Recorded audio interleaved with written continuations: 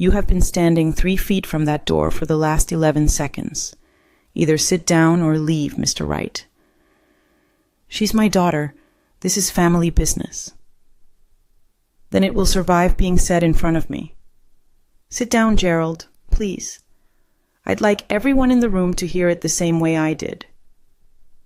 How does a woman hired to empty wastebaskets on the 58th floor end up controlling the quietest room in Jamsil? Why did a man worth more than most provinces stop talking mid-sentence the first time he watched her work? What did the numbers she was never supposed to see actually prove? Valerie Malone was 31 years old, newly hired, one write-up away from losing a cleaning job she could not afford to lose. And she had already noticed something nobody in that building wanted noticed. The chairman was Wongil Ban, 26 years old, a man who read people the way other men read weather, and he had noticed her noticing. Between them stood her father, Gerald Wright, who had left when she was small, come back with an apology in one hand and an invoice in the other, and who wanted her forgiveness proved in one. What does it cost a woman to be, finally, fully seen by the one person she cannot afford to be seen by? Stay with this one, because a father's apology with a price tag on it is only the beginning, and I promise you, this story does not end the way you think it will. If this story reached you, there is probably someone you know who needs to hear it tonight. Send it to her, and drop a comment telling me the part you think she needs most. If you are new here, subscribe and turn on notifications, and I promise the next story will be even harder to walk away from. Thank you for watching until the very end. I will see you in the next one. Now tell me this. When someone who abandoned you comes back asking, do you owe them anything at all? 7 weeks earlier. A Tuesday. 9:52 at night, on the 58th floor of a tower in Jamsil, in a room built for people who draw for a living. Valerie Malone was 31 years old, 5 feet 9 inches in flat rubber-soled shoes, and she had been born in a mobile home on a rented lot in eastern North Carolina, 12 minutes outside Wilson, 4 houses down from the Baptist church where she learned to hold a low note under somebody else's high one and not be thanked for it. She had been in Seoul for 2 years and 3 months. She had been employed as an office cleaner for 11 days. Her contract had a 90-day probation period printed in a box on page 2, and she had read that box enough times to know there were 43 words in it. She already had one write-up. Here is how she got it. On her 4th night, cleaning the long studio where the webtoon team worked, she found a stack of 60 printed pages fanned across a light table, and she noticed that page 41 was sitting between page 47 and page 48. She did not think about it. She put it back where it belonged, squared the stack, and moved on to the bins. The next evening, her supervisor met her at the service elevator with a form and a pen and explained, kindly, in the way people are kind when they have already decided, that cleaners do not touch artwork. Ever. Not to straighten it, not to save it. She signed her name in the box. She did not say that she had counted the pages, or that the numbering error would have cost the colorist about 40 minutes in the morning. One more form, and she was done. She understood that perfectly. So she had built herself a route, and she followed it the way other people follow scripture. She entered through the west service door at 9:15. Bins first, west to east, 14 of them. Glass at 9:38, always with the dry cloth before the damp one, because the studio's monitors were calibrated, and she had been told a smear was a crime. Floors last. She never touched a tablet, a stylus, a page, a mug, or a chair that had a jacket on it. She worked with her hands and left everything else exactly where its owner had abandoned it. And if she noticed things, and she noticed a great many things, she filed them somewhere behind her teeth. You already know how this kind of quiet feels. The building at that hour made 3 sounds. The ventilation, low and constant, like a held breath. A drying rack in the corner that ticked when the heat cycled, roughly once every 9 seconds. And the elevator, which announced itself with a soft 2-note chime whenever it reached 58, and which almost never did. At 10:04, she was on the glass wall of the small room at the north end, the one with no desks in it, the one the staff called the quiet room. And because she thought she was the only living thing above the 50th floor, she sang. Not loudly, under her breath, the way you sing when the song is not for anyone. It was a hymn her grandmother had liked, the slow one about the river, and Valerie had sung the alto line on it since she was 9 years old, so her mouth did it without permission. The elevator chimed. She stopped so fast her voice made a small click in her throat. Let me put you in his head for a moment, because it matters. Wongil Ban was 26 years old, and he was on the phone when the doors opened.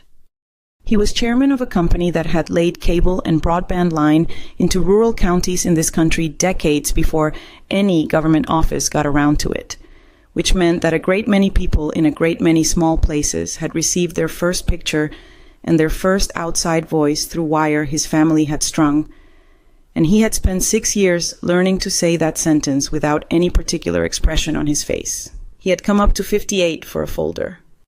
He was mid-sentence with his operations director saying something about a repeater station in Gangwon, and he heard a woman singing 40 feet away.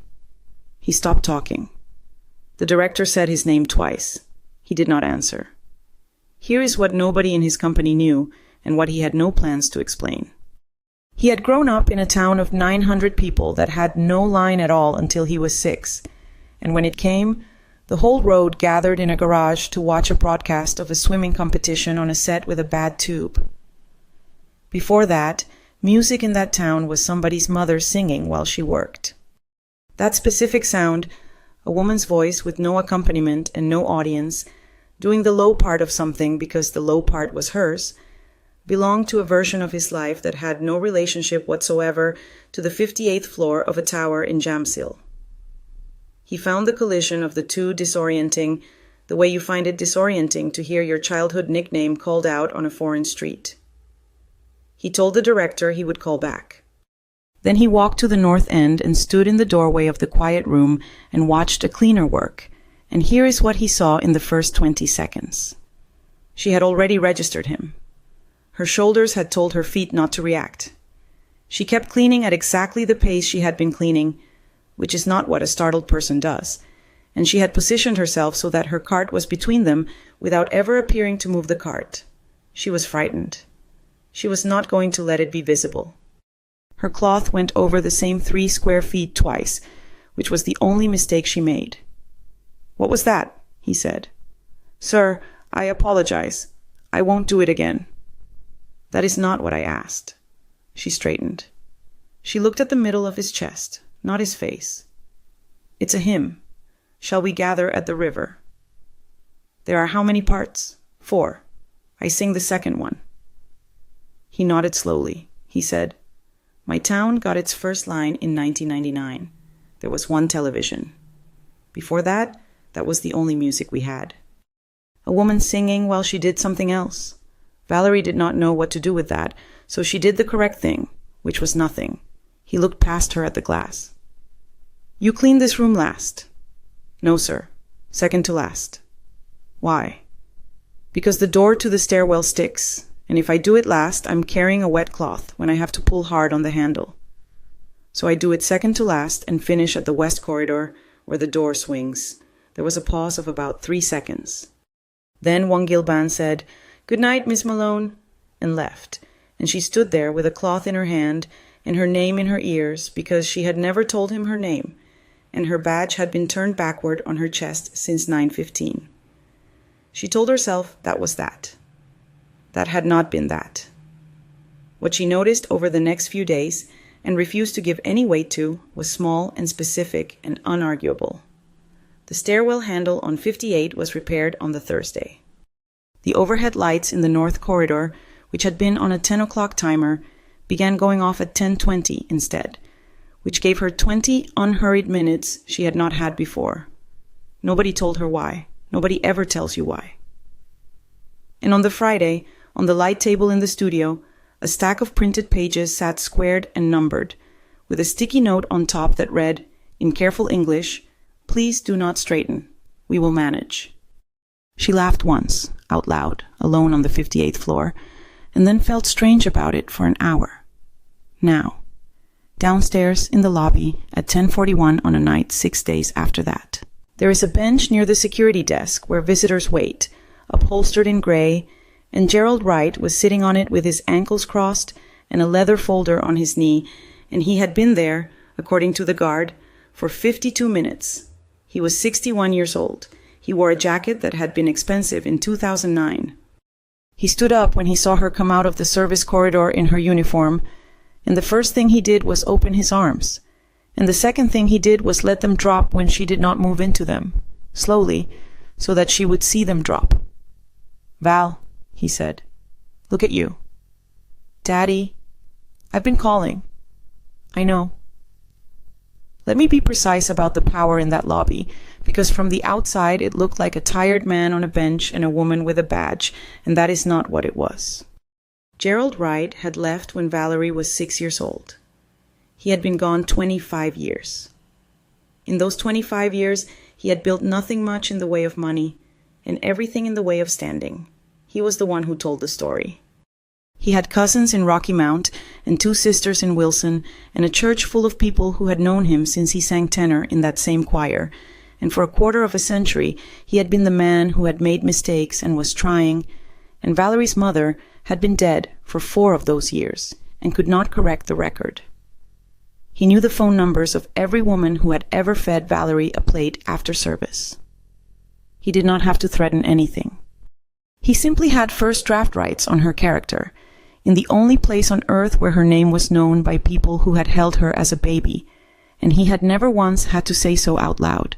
That is what she was standing across from, not a man, a jurisdiction. "I'm not here to ask you for anything," he said. "All right. I want to say I'm sorry, properly, not on a phone." "All right." He sat back down and patted the bench, and she remained standing, and he let that hurt him visibly for a moment before he moved on. He opened the folder. Inside it were spreadsheets, a rendering of a building, and a photograph of himself in a hard hat. "I've got something real, baby. Distribution, cold chain, poultry into 3 counties. I'm $400,000 short of the whole thing being alive." He turned a page. "And I hear you're working in Chairman Ban's building." I empty his trash cans. "You're in the room, Val." He said it gently. He was always gentlest at the exact moment he was asking. "You know what would mean more to me than any apology I could make? Seeing you stand next to me on something. That's it. That's all. A man like that, a family like that, they put money into 6 things before breakfast. And if my own daughter walked me into that room, that would tell me something. That would tell me we're past it." There it was. The whole architecture of it in one sentence. Forgiveness, translated into a currency with a delivery deadline. She looked at her father's hands. They were shaking slightly, and she was almost certain it was not an act, and that was the part that made it unbearable. He did regret it. He had regretted it in every year of those 25. He simply could not get to her without a lever in his hand, because a lever was the only tool he had ever been given. "I'm on probation," she said. "1 more write-up and I'm out. I'm not allowed to speak to the executive floor." "Nobody's asking you to speak. Just get me in the room." Behind him, a woman had been standing very still by the revolving door with 2 coats over her arm. She had come with him from home. Her name was Odessa Reed. She kept his books. She had held that door for him, and when Gerald said the word room, she looked at Valerie for slightly longer than a person needs to look at anybody. Valerie could not read it. She had no proof of anything at all. "I'll think about it," she said. She rode the 10:58 bus home with her uniform in a bag on her lap, and she did not cry, and she did not call her aunt in Wilson to ask what he had already told her, and she did not open her banking app, though she wanted all 3. She looked out at the river going by black under the lights and filed her father's shaking hands away with the other things she had no proof of. In Yawido, at 7:40 in the morning, 11 hours before her shift began on the 58th floor, Valerie Malone sat at a temp desk on the 4th floor of an insurance office and logged claim intake. Nobody in the tower in Jamsil knew about that desk. Nobody at that desk knew about the tower. She had arranged her life into 2 sealed compartments, the way you do when you cannot afford either one of them to hear about the other. There was something she had not told either employer. For 6 years, she had been an actuary.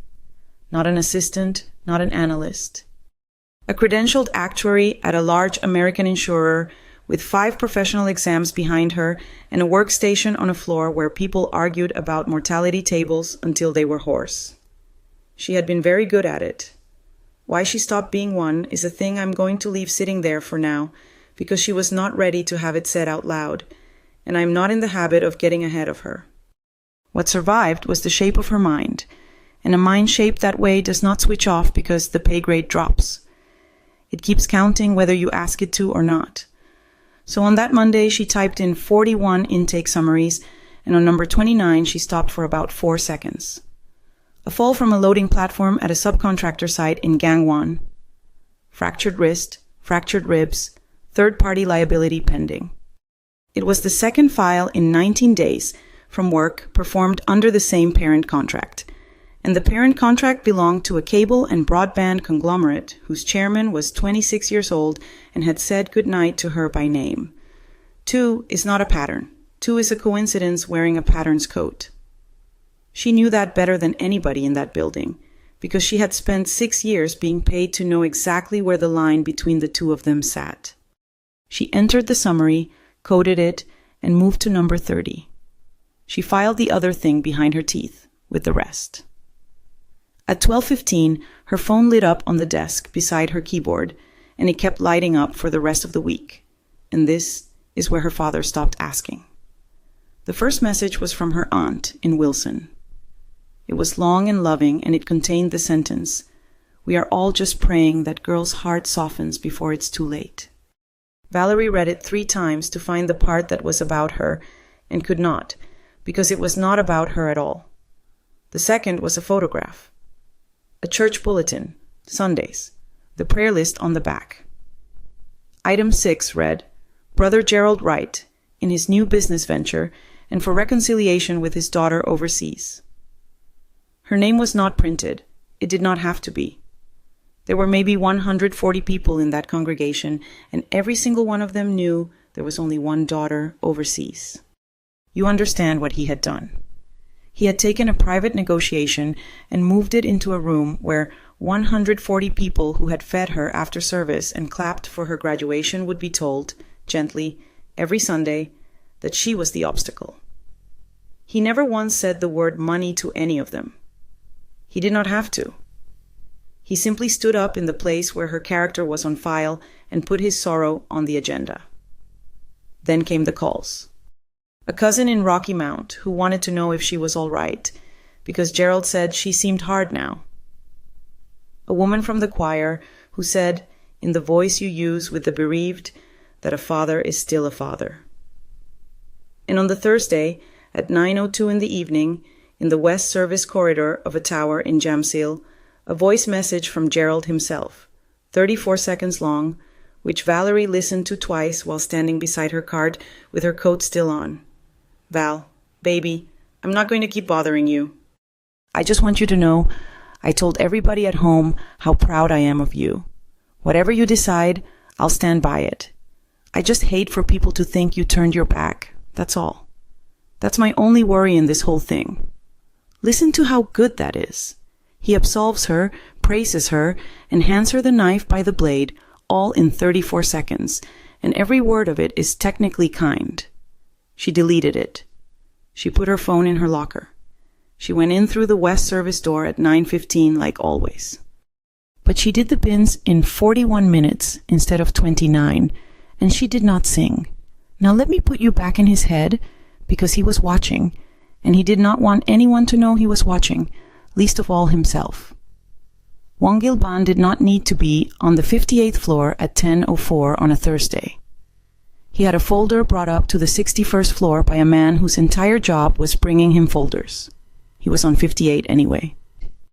He had moved a call with Frankfurt from 10 o'clock to 10:45 to be on 58 anyway, and he had told himself it was because the studio's ventilation had been reported as loud. The ventilation was fine. It was low and constant, like a held breath, exactly as it had been for 4 years. He stood at the far end of the corridor, out of her sight line, and read her the way he read a balance sheet. Her road had degraded. She was entering on time and finishing 13 minutes late, which meant she was losing time somewhere in the middle and making it up on the floors, which are the part nobody inspects. She had begun checking her phone, face down, once per 20 minutes, and putting it away without answering.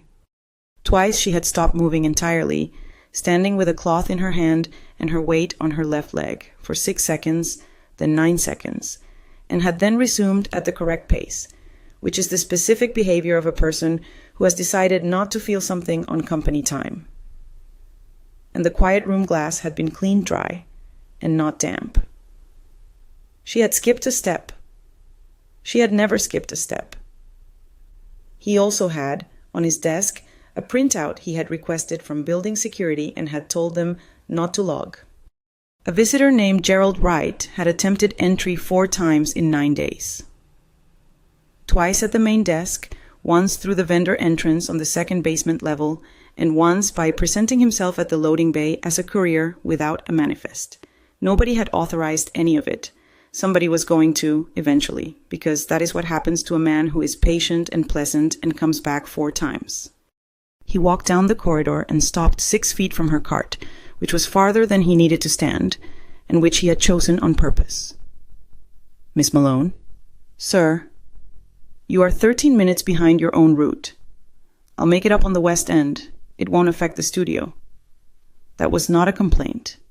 He looked at the glass, which she had done dry. "Is he in the building?" She did not ask who. That told him everything about how tired she was. "No, sir." "Was he?" There was a pause of about 4 seconds. The drying rack in the corner ticked once. "He's been trying," she said. Wongil Ban nodded. He did not offer. "This is the part I want you to hold on to, because a lesser man would have solved it in that corridor and taken the credit for the rest of her life." "There are 3 entrances a determined man can use," he said. "I can close all of them tonight. His name goes on a list, the guards stop being polite about it, and you never see him in this lobby again." He put his hands in his pockets. "I will not do that unless you ask me to. He is your father. It is not my house to lock him out of." Valerie looked at the middle of his chest, not his face. "Not yet," she said. "All right." He left. On the ledge at the turn of the corridor, where her cart passed at roughly 10:20, there was a warm can of barley tea that had not been there on the way up. There was one there the following night as well. Neither of them ever mentioned it, and she drank both of them on the 10:58 bus. And if you are waiting for me to tell you what either of them felt about that, you are going to be waiting a while. And so were they.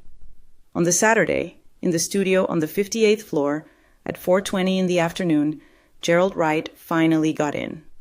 He did it the simplest way available.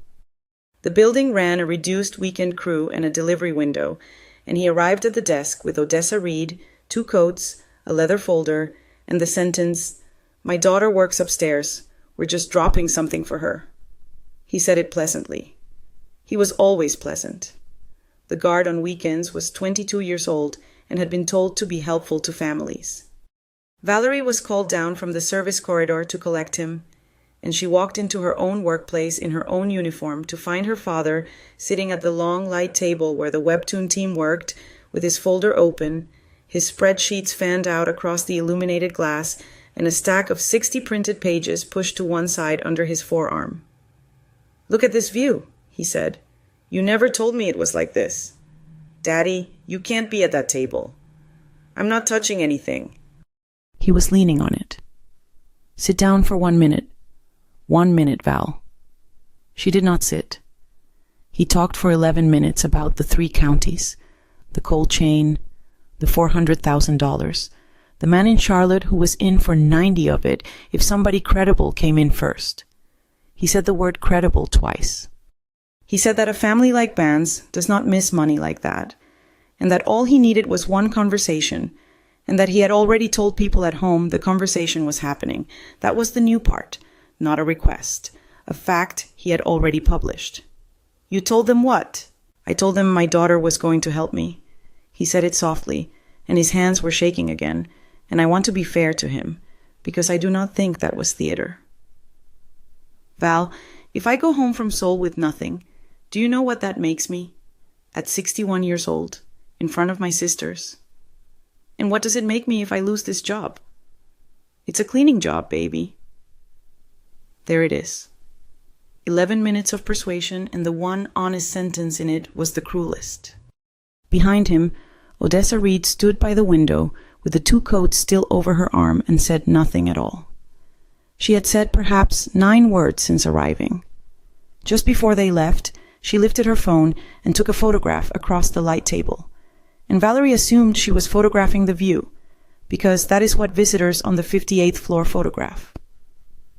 Then Odessa paused at the elevator, close enough that only Valerie could hear her. You counted those pages when you came in, she said, all 60. I watched you do it. Valerie did not answer. How long were you doing numbers, Miss Malone? The elevator chimed its soft 2 notes. Gerald called Odessa's name from inside it, mildly, the way you call a dog that has always come. She got in. The doors closed. Valerie stood in an empty studio and could not have told you, under oath, whose side that woman was on. So she did what she had trained herself to do. She filed it with the other things she had no proof of. On Monday evening, in the small office beside the service elevator, her supervisor had a form on the table and a pen laid across it at a right angle. The colorist had come in Sunday to find page 27 of a 60-page stack creased along the bottom edge and warm-marked from the light table, where something heavy had sat on it. The page had to be reprinted and recolored. It cost her about 3 hours. The floor access log for Saturday showed 3 names: a delivery crew who never went above 2, a guard on rounds, and Malone V. Her supervisor was not unkind. She said, in Korean and then again in English, that she had to write it as she found it. Valerie could have said, in 14 words, that her father had sat at that table and that the guard had let him in. It would have been true. It would have been checkable. It would have put a 61-year-old American man on an incident report in a building where he had already attempted entry 4 times, and it would have traveled home to Wilson inside a week, and 140 people would have heard that the daughter got her own father written up. She looked at the pen for about 5 seconds. All right, she said, and signed her name in the box. That was her second write-up. The box on page 2 of her contract, all 43 words of it, allowed for 3. She was almost out the door when her supervisor added, without looking up, that the chairman's office had sent down a query that morning. A visitor named Gerald Wright had listed an employee of this building as his sponsor. The office wanted to know whether the employee was aware. Tell them she's aware, Valerie said. She worked her route. Bins west to east, 14 of them. Glass at 9:38, dry cloth before damp. Floors last. At 10:04, she stood in the quiet room at the north end with the ventilation holding its low breath and the drying rack ticking once every 9 seconds. And she did not sing, and the silence in that room was the loudest thing on the 58th floor. Her phone buzzed in her locker at 10:39. She read it on the bus with a can of barley tea unopened in her lap. Sunday dinner, it said. Everyone will be on the call from home. Bring me an answer, baby. In Yowido, on the 4th floor, on the Wednesday morning at 7:40, Valerie Malone sat down at a temp desk and opened claim number 17. A fall from a scaffold platform at a subcontractor site in Gangwon. Fractured ankle, 2 fractured ribs, transported by a coworker rather than an ambulance. Third-party liability pending. It was the 3rd file in 27 days under the same parent contract. She sat very still for about 6 seconds, which is a long time at a desk where they measure your keystrokes. 2 is a coincidence wearing a pattern's coat. 3 is arithmetic. For 6 years she had been paid to know the difference, and she knew what falls looked like in that class of work because she had priced it. Roughly 3.1 reportable falls per 1,000 workers per year, spread across a season, never bunched. The subcontracted headcount under that parent contract was about 1,100. 3 in 27 days on that population was not bad luck. She ran it twice in her head, the way she used to run it on paper for men who paid her to be sure, and got somewhere near 1 in 9,000. Then she looked at the employment field on all 3 intakes. The same labor broker in Wonju, every time. She had no proof it was her father. He had been in this country 34 days. He had no license, no company here, no standing, no reason on earth to know the name of a labor broker in Wonju. She wrote the numbers on the back of a receipt in her purse in pencil and put the receipt in the inside pocket where she kept her transit card, and filed the rest of it with the other things she had no proof of. You should know she thought about deleting the note. She did not. On the 61st floor of a tower in Jamsil, at 4 o'clock that afternoon, Wongil Ban was reading a different set of pages. He had asked his operations director for the injury reports on the Gang 1 repeater work, and the director had brought them personally, which told him the director had already noticed something and had been hoping not to have to say it. 3 men hurt. 2 of them recruited through the same broker in the same week. One of them, when a site manager asked, had said he had been paid 900,000 won in cash before he ever put on a harness, and had then said he could not remember who paid it. Wongil Ban put the folder down and looked out at the river for a while. He was 26 years old, and he had spent his whole adult life being handed folders by men who were afraid of him, and it had made him precise about one thing. Cruelty at this scale is almost never personal. It is administrative. Somebody had looked at a conglomerate that laid line into rural counties before any government office did, and had reasoned that a company that size settles small claims the way a person swats a fly without looking. What he did next was the thing nobody expected, least of all Gerald Wright. He granted the meeting. He had his office send a single line to the number Gerald had left at the main desk 4 times in 9 days. Sunday, 6 o'clock in the evening, 58th floor. Bring your books. Then he went down to 58 and stood 6 feet from Valerie's cart and told her. You did that without asking me, she said. Yes. Why? Because he was going to get into this building eventually, and I would rather it happen on a day I choose. He put his hands in his pockets. You do not have to be in the room. I'll be in the room, she said. On Sunday, at 6 o'clock in the evening, in the quiet room at the north end of the 58th floor, the one with no desks in it, there were 5 people and 1 folding table that somebody from facilities had carried in. Valerie was in her own clothes, which felt stranger than the uniform. Her supervisor sat by the door with a notebook. The operations director stood. Wongil Ban sat with his hands flat on the table.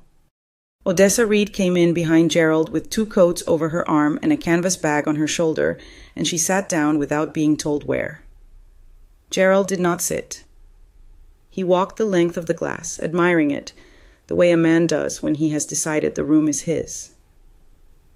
You have been standing 3 feet from that door for the last 11 seconds, Wongil Ban said. Either sit down or leave, Mr. Wright. She's my daughter. This is family business. Then it will survive being said in front of me. Sit down, Gerald, please, Valerie said. I'd like everyone in the room to hear it the same way I did. He sat. He opened the leather folder and started on the 3 counties and the cold chain and the man in Charlotte who was in for 90 of it. Wongil Ban let him get 90 seconds into it. 3 men were injured on my subcontracted sites in 27 days, he said. He did not raise his voice. He never has, not once in this story, and by now you understand that is the coldest thing about him. 2 were recruited through a broker in Wonju. 1 was paid 900,000 won in cash before he was issued a harness. That broker was contacted on the 11th of last month from a phone registered to a prepaid account purchased in Jamsil. You have attempted entry to this building 4 times in 9 days. Twice at the desk, once through the vendor entrance on the 2nd basement level, once at the loading bay as a courier without a manifest. I came to see my daughter. You came to see the inside of a claim. He turned one page. A parent contract this size settles a small third-party claim in about 40 days without an argument. 3 of them, filed through counsel on a foreign conglomerate's name, is roughly $400,000. That is your number, Mr. Wright. You said it in this room 8 days ago at that table in front of her. Gerald laughed. It was a good laugh. He had been using it for 61 years. Son, I don't know one soul in Wonju. That is true, Odessa Reed said. Everybody looked at her. She unzipped the canvas bag and set a hardback ledger on the folding table and then a plain manila envelope beside it, and she lined them up, square with the edge, the way a person does who has spent her life keeping other people's books tidy. I know one, she said. I made the call. He told me to. Odessa. 41 months I've kept your books, Gerald. She said it quietly. She was quieter than anyone in that room, and now you know what that means here. 9 claims before this one. Your nephew's shoulder in 2019. 2 drivers. A woman at the church who slipped at your warehouse and got $22,000 and $40 a month for the rest of her life to keep saying it was her own fault. Every settlement under $30,000, so nobody sends an investigator. $238,000 total. That's the business. The poultry was never the business. That's my accountant talking about things she doesn't understand. I understand all of it. I wrote all of it down. She pushed the ledger 3 inches toward Valerie, not toward Wongil Ban. I came to Seoul because I couldn't hand it to anybody at home. Everybody at home is his. I got off that elevator and watched a cleaner count 60 pages on her way past the table and put page 41 back where the ledger did not go to Wongil Ban. Valerie carried it in a canvas bag on her lap on the 7:12 train to a government office in Sejong, and she gave it to a woman in a labor ministry claims fraud unit who took 4 hours to copy every page. Then she gave a second copy to the fraud desk of the insurer whose 4th floor in Yeouido she had been temping on since March, and she wrote out, in her own hand, the arithmetic on the back of the receipt. 3.1 reportable falls per 1,000 workers per year. About 1,100 subcontracted heads. 3 in 27 days. Somewhere near 1 in 9,000. Wongil Ban had offered, once, in the corridor, to end it in an afternoon. 1 call. A name that closes doors in 3 countries. No, she had said. If a stranger's father did this to me, I'd want it done properly. He doesn't get worse than a stranger, and he doesn't get better. That is the whole story, if you want it in 1 sentence. Gerald Wright was not destroyed. He flew home. He kept his jacket and his cousins in Rocky Mount and his 2 sisters in Wilson, and he still sings tenor in that choir, 2nd row, and the ministry's finding took 14 months to publish, and nobody at home read it. But the poultry venture died quietly, and the man in Charlotte stopped answering, and the woman who slipped at his warehouse got a letter with a number in it that was not $22,000. And at the gatherings where Gerald Wright once did the whispering, he is now the subject of it. Item 6 never appeared on a prayer list again. Valerie's 2nd write-up stayed on her file. She asked for that. The 3rd never came because on a Tuesday in November, the chairman's office posted a role in risk and claims analysis on the 44th floor, and a credentialed actuary with 5 exams and 6 years applied through the ordinary portal like everybody else, and was interviewed by 3 people who had never once seen her hold a cloth. In Suncheon Bay, at a countryside funeral hall in February, a man named Young-soo Pak was buried at the age of 84. He had owned the 1 television. In 1999, in a garage in a town of 900 people, he had let the whole road in to watch a swimming competition on a set with a bad tube, and a 6-year-old boy had sat on a paint can near the front. Wongil Ban did not send a wreath and a secretary. He drove. He stood in a white shirt in a room that smelled of soup and chrysanthemums and bowed 47 times, and Valerie Malone stood beside him in a black dress that she had bought on the way, and nobody in that hall knew who either of them was, which was the point. Late, when the room had gone down to 8 people and a kettle, an old woman near the door began the singing. No accompaniment, no audience. Just a woman's voice doing the low part of something because the low part was hers. Valerie listened for a while. Then, under her breath, she took the second line beneath it, in a language nobody there was singing, and it fit. Wongil Ban did not look at her. He looked at the floor, and his shoulders came down about an inch, and if you have been paying attention, you know that from him that is a confession. "You said good night to me by name," she said, "before I ever told you. Your supervisor's roster was on the wall by the service door. You read a roster." "I read everything," he said.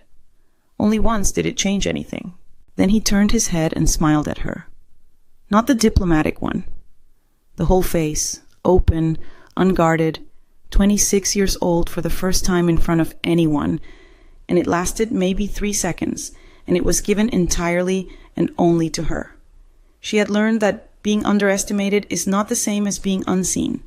She had learned that a man who calls you baby while handing you the knife by the blade is still handing you a knife. She had learned that some doors are yours to open, and that dignity is simply refusing to burn down a house you were never willing to live in. If this story meant something to you, drop a comment and tell me this. Was Valerie right to go to the ministry instead of letting him make one phone call? If you are new here, subscribe and turn on notifications, and I promise the next story will be even harder to walk away from. Thank you for watching until the very end. I will see you in the next one.